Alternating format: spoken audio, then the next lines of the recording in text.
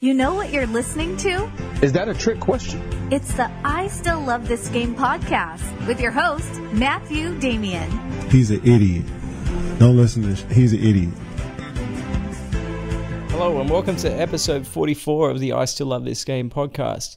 We've just seen the completion of day 6 of the NBA playoffs, so let's get right into the games, and we're going to begin with Game 3 of the Philadelphia 76ers versus Miami Heat. Now, before we get into the details of Game 3, I just want to tell you how much I'm loving this series. This is absolutely everything that you want to see in a playoff series. It has everything from emerging talent to superstars to legends. You know, Ben Simmons is already a superstar of this league, same with Joel Embiid. We saw what Dwayne Wade did in Game 2. We've seen role players step up. We've seen excellent coaching from both sides. We've seen an intensity. Both teams want to win desperately. I love it. I absolutely love what I'm seeing.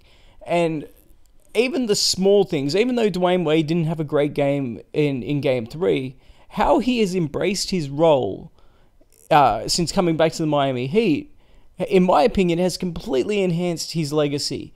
We've all got questions about, okay, we see superstars in certain situations. Jeremy Lin comes to mind during the whole Lin Saturday era, for a lack of a better term. But there was the major criticism was he's only giving us that kind of production because that's the role that he's on. Let's see how he goes, playing in Houston. And he was an absolute dud. Same with the Lakers. He was a dud.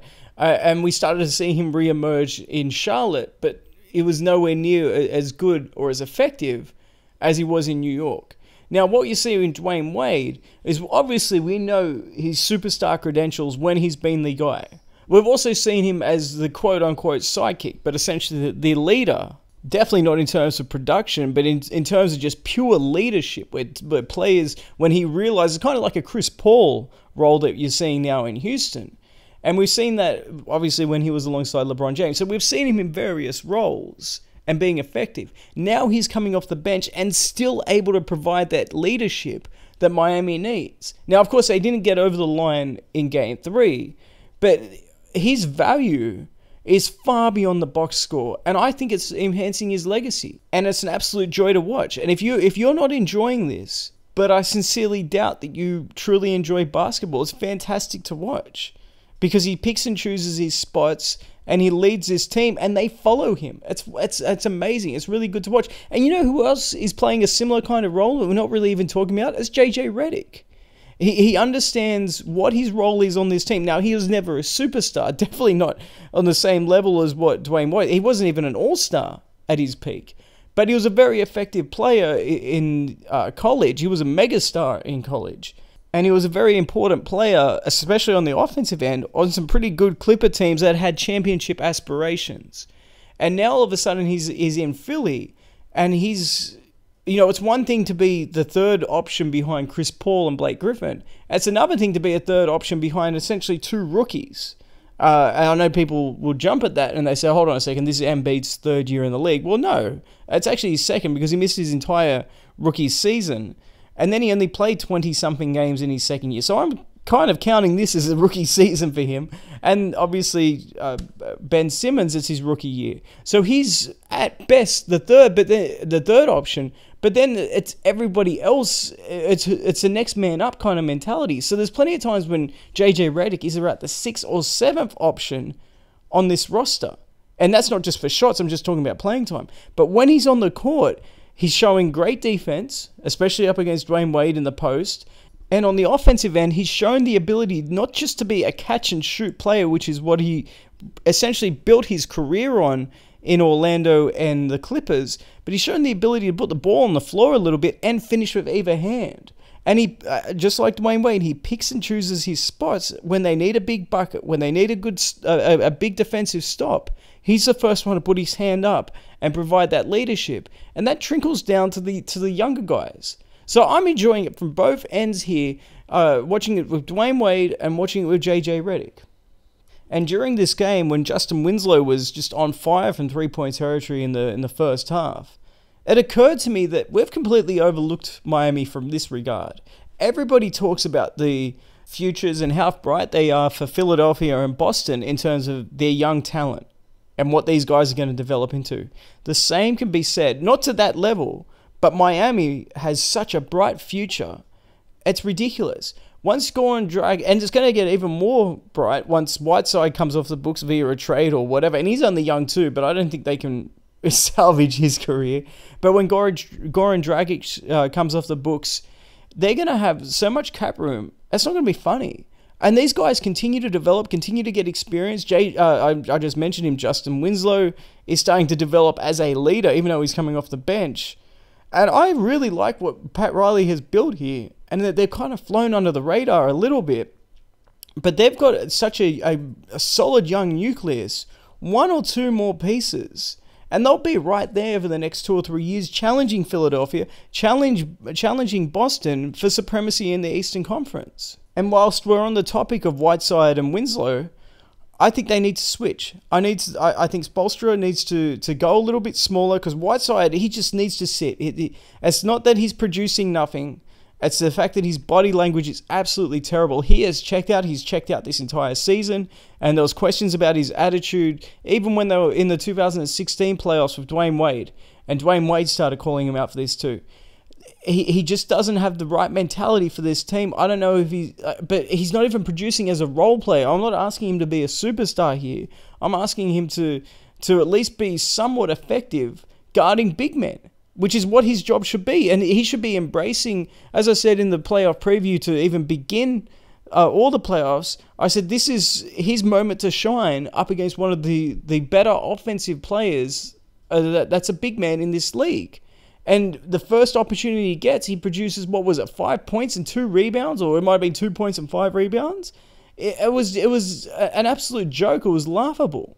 Winslow, on the other hand, Justice Winslow, I think you've got to play him, although his plus-minus was terrible in this game. He didn't shoot that great. He shot pretty well from three-point territory. I think he was 0 from 5 from 2s, though, so that needs to improve. But his intensity and his leadership was second to only Dwayne Wade for the Miami Heat in this game. And I think they've got to look at playing Winslow instead of Whiteside, because Whiteside's giving him absolutely nothing. So if you play Winslow, maybe you get Embiid in situations that he may not be comfortable with on the defensive end. And of course, it's gotten to the point where Embiid's a mismatch even if you have Whiteside on the floor. So why not just try to create a mismatch on the other end? Try to get him a little bit uncomfortable. Try to get him out on the perimeter a little bit. See if you can isolate him up against some of your guards or perimeter players. And if nothing else, you might wear him out just a little bit so he's a little less effective on the offensive end. Because right now, even though it's only one game, I don't want to overreact to just one singular performance, but Whiteside is just, he hurts them. He absolutely hurts the Miami Heat right now. You got to figure out a way that you get more production out of that 5th starting spot. Forget the center spot, just the 5th starting spot. Because Miami, and they'll be fully aware of this, they have a veteran coach, they have veteran players such as Wade. They will know this. If they go down to, there's a huge difference, a night and day difference between going down 3-1 and the series being tied at 2-2. They cannot lose game 4. If they lose game 4, this series is done. It's over in 5 games. But if it's 2-2, it's up for grabs again. And the pressure suddenly goes back on Philadelphia to hold home court in Game 5. And as I've said in previous episodes, we don't know how Philadelphia is really going to consistently respond to pressure and in big moments, in big situations. They didn't respond well in Game 2, for example. So you put the pressure back on them and the expectations back on them, and who knows what happens. So Miami absolutely has to view Game 4 as a must-win situation, because it really is. But when I think about the Miami Heat, and this is why they're such a dangerous team and all of a sudden the sexy pick to make the NBA Finals, is that they're starting to remind me a little bit of the Houston Rockets. And what I mean by that, obviously you don't have an MVP player yet. Emphasis on yet. They may have 2 of them over the next 10 to 15 years if they can stay healthy. But at this moment, they don't have that caliber player yet. But in terms of just pure depth, where you've got about 6 or 7 guys that can not just give you spurts in the second and third quarter of shooting and scoring, but they have so many players that can deliver knockout punches on the road in big playoff games. And we saw it again today. And just like Houston, they're a nightmare to game plan for, because it's almost an impossibility. Like, how do you possibly game plan to neutralize 7 players that can potentially realistically beat you? And it's just like the Rockets. The Rockets have so much offensive talent and depth, and Philly does too. I would love to see these guys matched up in the NBA Finals against each other, just to see their headaches they would cause each other. It would be... Can you imagine if the Rockets and Philly play in the NBA Finals? It might be the most entertaining brand of basketball in terms of from an offensive standpoint that we've seen in decades. You may have to go back to the Showtime Lakers versus the Celtics of the 80s when they were just passing the ball and moving it around. But they had physical defense. You wouldn't have physical defense out of these guys. So it'd be even more of a showcase of offensive talent. And it's a shame that I have to go from talking about just great basketball and a great basketball series in the Sixers versus the Heat to the Pelicans and Blazers. And I said after the Game 2 loss, actually leading into Game 2, I said that was essentially a closeout game for New Orleans, and it kind of was. I said leading into this game, though, that this is like a moment of truth game for Damian Lillard and the Blazers as well. I said they had to come out aggressive. When you're down in a hole, you have to come out aggressive. And from the get-go, he came out frustrated. He was jacking up the 30-footers. And David Wesley, who is the play-by-play, or not the play-by-play, sorry, the color commentator for the Pelicans, because this wasn't a nationally televised game apparently. Maybe it was on NBA TV, but I didn't get that feed on my League Pass subscription. But David Wesley said it beautifully after Lillard put up another brick. And he pointed out that if that's their best shot, then the Pelicans must be doing something right. So there's two things here, right? It felt to me that the Blazers just completely conceded mentally. And I get it. Sometimes you do just run into a team that matches up. It's a nightmare matchup for you, and there's nothing you can really do to counter it. But this series has showed how limited the Portland Trailblazers are on offense. If you take away the high screens for the Blazers, it's not as if they don't have other options. They're just not willing to try the other options. Why can't they put Lillard on the block against Drew Holiday or Rajon Rondo? Why can't they at least try that to see what happens? If there's too much pressure because you've got help and double teams coming as soon as he puts the ball on the floor from 25 feet out, why not put him 15 feet away from the basket? And it's harder to double team in those situations because one dribble and he's at the front of the rim, or one dribble and he's got a 10-foot jump shot. Why not try that? Why not at least try that? Why not try to work McCollum or Damian Lillard off the ball a little bit, set some screens up? Why not do something? And that's why I think they conceded, because they didn't even try that stuff. They haven't tried any alternative. The only adaptation they did to their offense was instead of Damian Lillard shooting a 23-foot three-pointer, he's shooting 30 and 35-foot three-pointers. There's no wonder they got completely destroyed in Game 3, and they're down 3-0. And if they didn't give up, if they didn't concede, then they're a deeply flawed team. It's either one or the other. Either way, changes need to be made. And the obvious direction I'm going to go with this is Terry Stotts. And he's done a good, borderline great job in getting them to the playoffs, but they can't be okay with just making the playoffs. And yeah, you might say, yeah, well, they've won a couple of playoff series under Terry Stotts. And you're right, they have. But let's place a little bit of context in it. In their first playoff victory under Terry Stotts, it took LaMarcus Aldridge dropping back-to-back 40-point games, on the road no less, on Dwight Howard, and a miracle 3 by Damian Lillard to finish off the series against the Rockets. And then the other playoff series victory, of course, they were down 2-0 to the Clippers. They weren't even really competitive in those first 2 games. They did win Game 3, which was also a blowout. So it was 2-1. And then in Game 4, the Clippers, in one game, they lost Blake Griffin and Chris Paul. And Portland was able to win the next 3 games of that series. The point that I'm making is if it takes those type of extreme circumstances for them to win a playoff series, or 2 playoff series, under Terry Stotts, then maybe he's not the right coach for the job. Maybe his work there is done. Maybe his role in the NBA is to get the most out of teams, help them develop, help them become a playoff team. But once they've made it to the playoffs, he can't get them further than that. And the biggest criticism that you can level at Stotts is his inability to make in-series adjustments. And we've seen it again.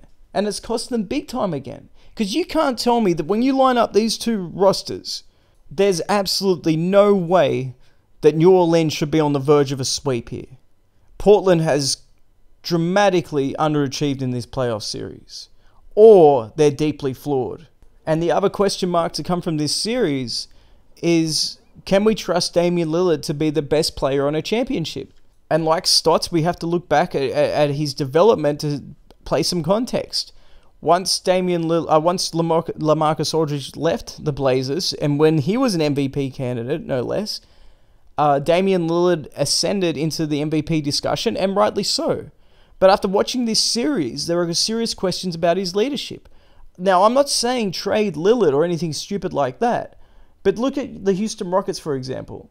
They had James Harden, who was an even higher MVP candidate than what Lillard was, but they had to bring in Chris Paul to provide some leadership. Portland cannot stand pat again if there is players available like a Chris Paul or even a Carmelo Anthony. They need to... This group, honestly, they're not equipped to win a playoff series. Unless if you got guys like LaMarcus Aldridge scoring 40 or Chris Paul and Blake Griffin both getting hurt in one playoff game. So if they have the chance to pick up a DeMarcus Cousins or pick up a Kawhi Leonard or whoever becomes available, every season there is veteran players that become available. They have to bring them in and try to get Damian Lillard some help. And I'm not talking about the small role player acquisitions that they get every year, whether it's Evan Turner or whoever. They need to get somebody who can take some pressure off Damian Lillard because he's not good enough to carry this team by himself. If you take, as I said, if you take away the high screen and rolls, he doesn't do much for you on offense. So, okay, you need to bring in players that if the high screen and rolls are taken away from you, you can go somewhere else and put some pressure on the defense. If they had DeMarcus Cousins down low, I'm sure that they would do a lot better against New Orleans than what they have done so far. But that's not saying a lot, by the way. But the fact remains, they need some kind of balance, and Damian Lillard is not good enough to carry this team to a playoff series win by himself now. His game simply is not complete enough in terms of scoring the basketball. And the funny thing is, I've just spent all this time talking about the Blazers, and I haven't even really gone into what the Pelicans are doing right here. And I think it's time we looked ahead. I don't like looking ahead, but it's time we looked ahead because we have to face what seems like is inevitable right now, and that's the Pelicans versus Warriors in the second round. And this is actually a really bad situation for Golden State, because they were probably thinking that the Blazers and Pelicans, like myself and a lot of other people, would go a lot longer than we're looking down the barrel of a sweep now. And had it gone longer, that would have given Golden State and Steph Curry more time to recover from his injury in order to get him back.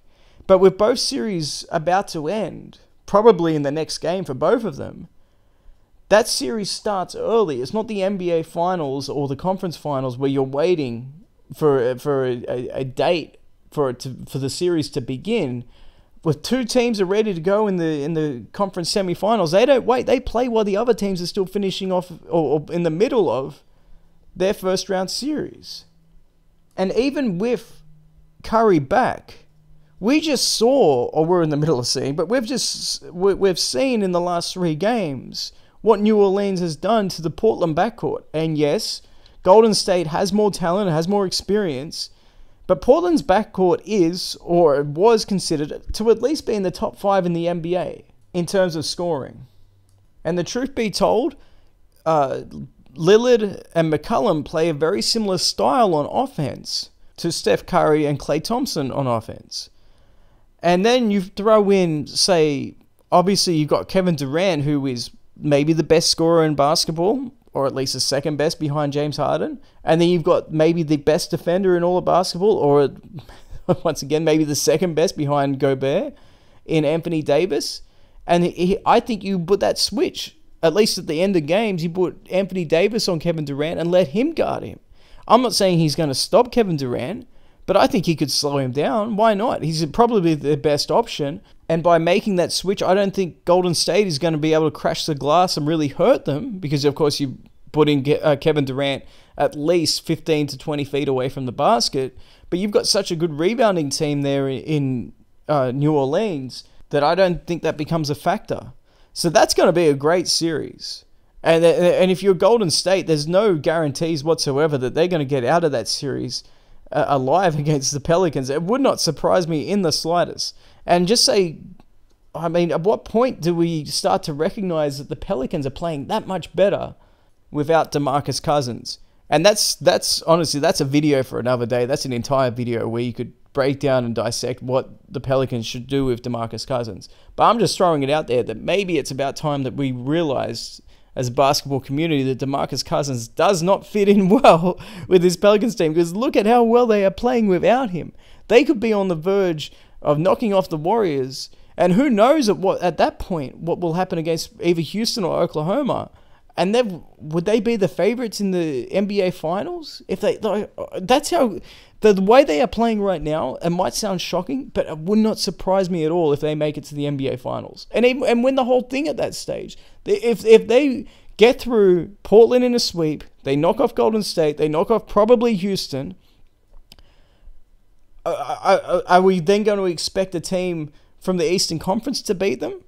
I mean, I wouldn't. I think they'd have to be the favorites at that stage. But so much for me not wanting to get too far ahead of myself. I start talking about the second round, and then I begin to ramble on about the NBA Finals. So let's bring it back to the here and now, and let's talk about the Spurs versus the Warriors.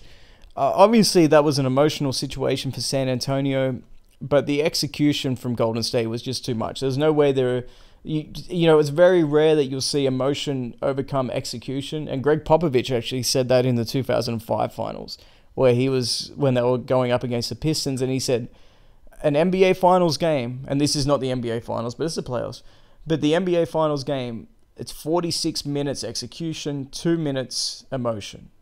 And I think he nailed it there. So kudos to the Spurs for making this a competitive game for most of the game. And they kept pushing, they kept trying. But it also made me realize that if this is their maximum effort, they've got no chance. And what I mean by that, not just in this series, I think it's beyond time for Parker, Ginobili, and also Pau Gasol to retire. They've had Hall of Fame careers, but they just really can't get it done on a playoff level anymore. They might be able to get it done just with better management and better preparation and better focus in the regular season, but it's a level playing field in the playoffs, and they just cannot compete. And they're not even, they're trying their best. I'm not discounting it, but there comes a time where you just got to give someone a tap on the shoulder and tell them that they can't do it anymore. And I think it's time for San Antonio to rebuild, and there's no telling if Popovich will want to stick around for that. Especially when it could be a long road before they get another Tim Duncan again, or a Manu Ginobili again, or a Tony Parker again. And if they have to trade Kawhi Leonard, it's going to be an even longer road, because, that's a franchise-level player that they're pretty much disenfranchised to the point where he doesn't want to come back. I doubt that he wants to come back. I doubt that he will come back. So they're going to have to completely rebuild and retool, and sometimes it takes a decade or longer to just make it back to the NBA playoffs. Tell me how Chicago has gone since Michael Jordan and Scottie Pippen. Well, MJ retired, but Pippen went to Houston and then Portland. They've only won, I believe, 3 playoff series, and 2 of them came in 1 year when they were the number 1 seed. So I'm not sure if Popovich will want to come back, especially after everything that's just happened with his wife. But he may want to stick around, maybe in upper management. But I think we're seeing the very last of the Duncan, Popovich, Parker, Ginobili era in San Antonio. And it's kind of fitting that that Golden State is ending it for a couple of reasons. One, of course, you got the Steve Kerr connection. He used to play under Popovich. And the other is, I'm not sure if you guys remember back to the 2013 playoffs when the Golden State Warriors really did emerge. They knocked off Denver. Denver was the number 3 seed. And Golden State finally made the playoffs. And this is when they had Jarrett Jack coming off the bench. And the reason I remember that is because Jarrett Jack would come off the bench and play point guard, and Steph Curry would switch over to essentially playing off the ball, and they were able to get him a lot of looks. But you had Klay Thompson, Steph Curry, David Lee. Draymond Green really wasn't a factor at that stage. I'm not even sure if he was in the league at that point. But you had Harrison Barnes. They hadn't even gotten Andre Iguodala. But you could see the talent there. And despite the fact that they beat Denver, their real coming out party came in the next series, which is against the Spurs, with Popovich, Duncan, Ginobili, Parker, and all those guys. And the first two games, game one, they were up huge. And they ended up losing game one at the very death of that game. I think Manu Ginobili came up big in the final minute. But the Warriors rebounded and won game two. But it was kind of like the barometer, and they realized what they had to get to. And the Spurs obviously lost in the NBA Finals that year, but they won the NBA Finals the next year. But then we saw, after that, the Warriors won in 2015. And we saw these sort of an unofficial passing of the torch, even though it never really happened. And now you're sort of seeing as Shaq would talk about karate movies all the time, at some point the student has to beat or slay the master. We're kind of seeing it here, and the Warriors are kind of putting the Spurs out of their misery at this stage. And I think it's time that the Spurs realize that they have no hope. They have no chance. And maybe for a flickering moment, there was a possibility of them building around Kawhi Leonard and LaMarcus Aldridge, and then other guys like Manu and Tony Parker would assume the role of role players and do it well enough. And there was a possibility of that happening. They were essentially one star player away from that happening. But then, of course, Kawhi Leonard gets injured, and then he doesn't want to return. LaMarcus Aldridge steps up his game, but it's just not enough. Anyway, guys, thanks for listening. Episode 44 of the I Still Love This Game podcast is in the books. Episode 45, it may be tomorrow, it might be the day after. I do have a lot of business to attend to. Tomorrow, I will try to get something out for you guys. I may just do a mailbag edition, and then we'll cover day 7 and day 8 the day after. But I'll try my best. Oh, I nearly forgot. The games that are tomorrow. Cavs versus Pacers. I'll give you some quick predictions. I think the Cavs win game 3. Raptors versus Wizards. I think the Wizards actually win game 3, and then the Raptors will take game 4. Celtics versus Bucks. It'll come down to whether the Celtics can play with the same intensity and confidence as they did at home on the road. I don't think they will. I think the Bucks will get game 3, but I think the Celtics will actually win this series. So now you can take care, and I'll catch you guys very soon. Thanks, guys.